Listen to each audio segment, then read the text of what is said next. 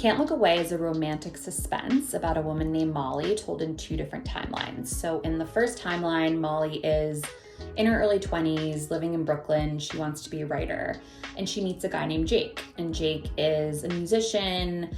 They fall in love. They think they're going to be together forever.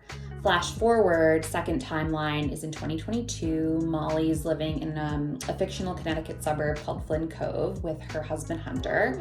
So right off the bat, we know she hasn't ended up with Jake. She is kind of lost at this stage in her life, just not fulfilled at work. She's trying really hard to have a second child.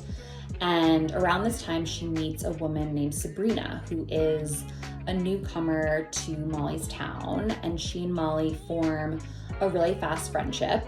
But we learn through a third perspective, Sabrina's, that Sabrina is not who she tells Molly she is. She has her own reasons for living in Flynn Cove, for moving there, and for befriending Molly.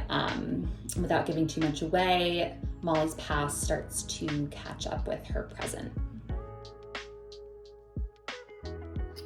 This is my office where I write. The desk is a little messy.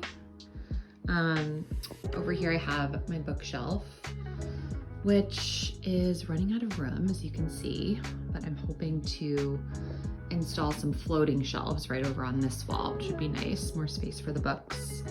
Yeah, here's a little view of our front lawn, which is nice, gets really good morning light. Stevie in the corner, Carly Simon, other corner. And then here's my chair. When I get tired of sitting in my desk chair, I move to this one.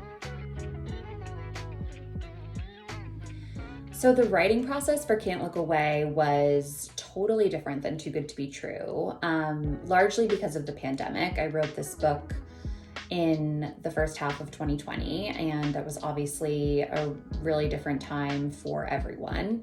I was also pregnant, which didn't affect the drafting stage of the novel as much, but then I edited the book when my son was just a few months old and into his first year of life, and that was really different.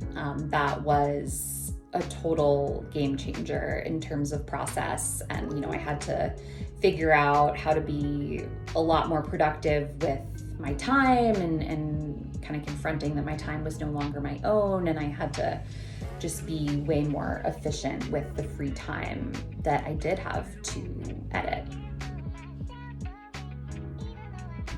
So I am working on something new. I don't know how much I'm allowed to say about it, but I did just finish writing a very rough first draft. And this one is about a toxic, dysfunctional friendship. So where my first 3 books centered around toxic romantic relationships, this one is about a toxic friendship, which is something that I have wanted to do for a while.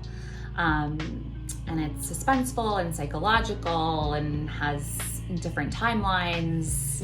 And I think that's really all I can say at this point.